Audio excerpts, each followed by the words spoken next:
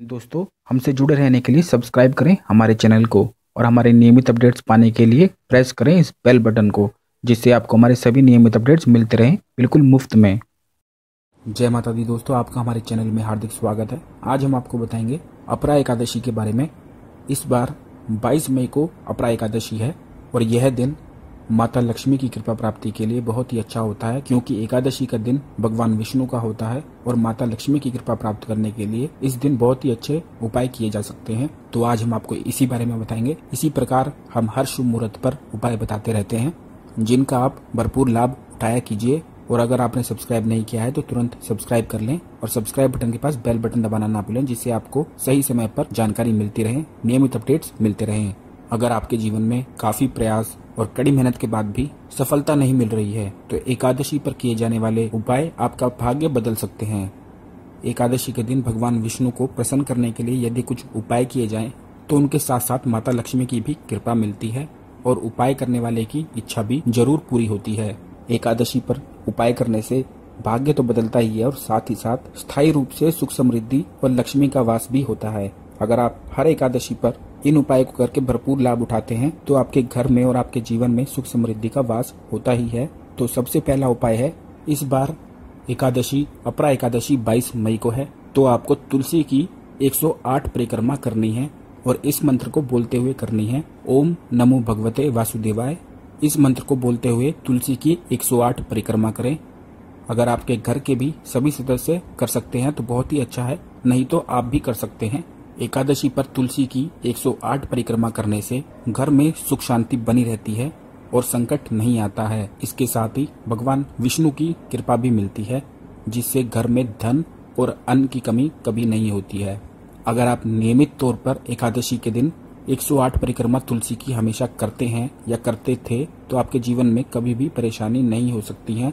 धन और अन्न की कमी आपके घर में नहीं होती है। अगर आपके घर के सभी सदस्य ऐसा करते हैं तो बहुत ही अच्छा होता है।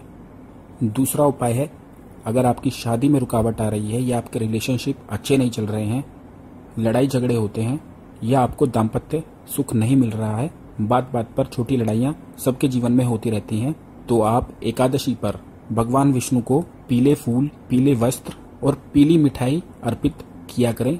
ऐसा करने से शादी के जल्दी योग बनते हैं और दाम्पत्य जीवन में बहुत ही अच्छे सुख मिलने लगते हैं, लड़ाइयाँ नहीं होती हैं, पार्टनर्स में प्यार बढ़ने लगता है और वह अलग नहीं होते हैं।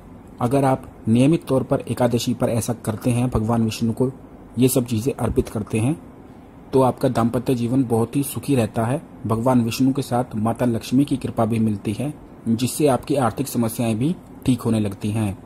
कई बार आर्थिक समस्याओं के कारण ही लड़ाइयाँ हो जाती हैं घर में, तो ऐसा करने से भगवान विष्णु के साथ माता लक्ष्मी की कृपा भी मिलती है, जो आपके लिए बहुत ही अच्छा है।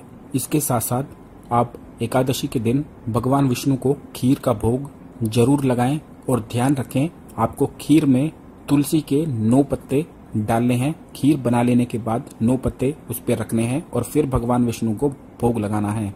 यह बड़ा ही सरल और साधारण सा प्रयोग है, लेकिन इसके परिणाम बहुत ही अच्छे मिलते हैं, जिससे आपको शांति तो मिलती ही है और साथ ही आर्थिक समस्याएं भी दूर होती हैं। इसमें ध्यान आपको यह रखना है कि तुलसी के पत्ते आपको एकादशी के दिन नहीं तोड़ने हैं। खीर में डालने के लिए आपको तुलसी के पत्ते एक दिन पहले ही तोड़कर रखने हैं, एकादशी से एक दिन पहले तोड़ के रखने हैं और उनको आप पानी में रख सकते हैं, जिससे वह अगले दिन तक ठीक रहे।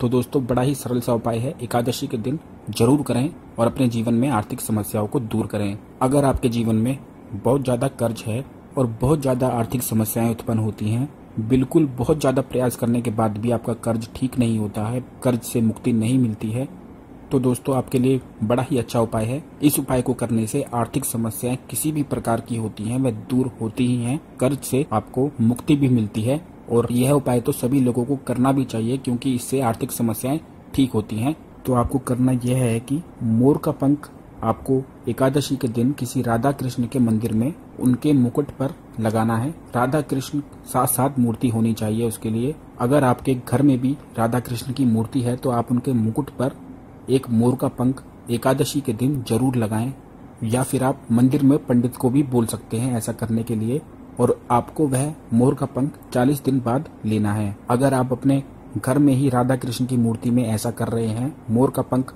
मुकुट में लगाया है, तो आपको ध्यान रखना है कि 40 दिन तक रोज मक्खन और मिश्री का भोग लगाना है आपको शाम को, और 41वें दिन आपको वह पंख ले लेना है और उस पंख को आप अपनी तिजोरी में रखें। यह आपका व्यापार है तो आप उसे अपने लॉकर में रखें, अपने व्यापार स्थल में स्थापित करें उस मोर के पंख को, और खुद बदलाव देखें कि कैसे आपके घर में धन का आगमन होने लगेगा, नए नए रास्ते आपके लिए खुलने लगते हैं। इसके साथ ही घर में सुख शांति की वृद्धि होने लगती है। आपके जितने भी रुके हुए कार्य हैं वह जरूर ही होते हैं। इसी प्रयोग को आप एकादशी के दिन शुरू करना है, आपको यह मोर का पंख लगाना है और 41वें दिन लेना है। ध्यान रखना है दोस्तों, इसी प्रयोग को आप नौकरी पाने के लिए भी इस्तेमाल कर सकते हैं या किसी सरकारी नौकरी पाने के लिए भी इस्तेमाल कर सकते हैं। इस उपाय को करने से वह मोर का पंख बहुत ज्यादा शक्तिशाली हो जाता है और एक गुड लक की तरह काम करता है। इससे आपके घर में और व्यापार स्थल में सुख समृद्धि आपकी ओर खींचने लगती है। तो दोस्तों जरूर इस अपरा एकादशी पर लाभ उठाएं और इन उपायों को करें। इसके साथ ही एकादशी पर आपको आंवले के रस से नहाना है। पानी में आंवले का रस मिलाकर नहाने से सभी पापों का नाश होता है और आपका बैड लक खत्म होता है। तो दोस्तों इन उपायों को जरूर करें। अगर आप इनमें से कुछ पूछना चाहते हैं तो आप हमारे कमेंट बॉक्स में कमेंट कर सकते हैं। आशा करता हूँ आपको हमारी जानकारी पसंद आई होगी। हमारा चैनल सब्सक्राइब करना ना भूलें, जिससे आपको हमारे सभी नियमित अपडेट्स मिलते रहें। हमारा वीडियो आप लाइक और अपने मित्रों के साथ भी शेयर करना ना भूलें, जिससे आपके सभी मित्र जानकारी प्राप्त करके अपने जीवन में लाभ प्राप्त कर सकें। धन्यवाद दोस्तों।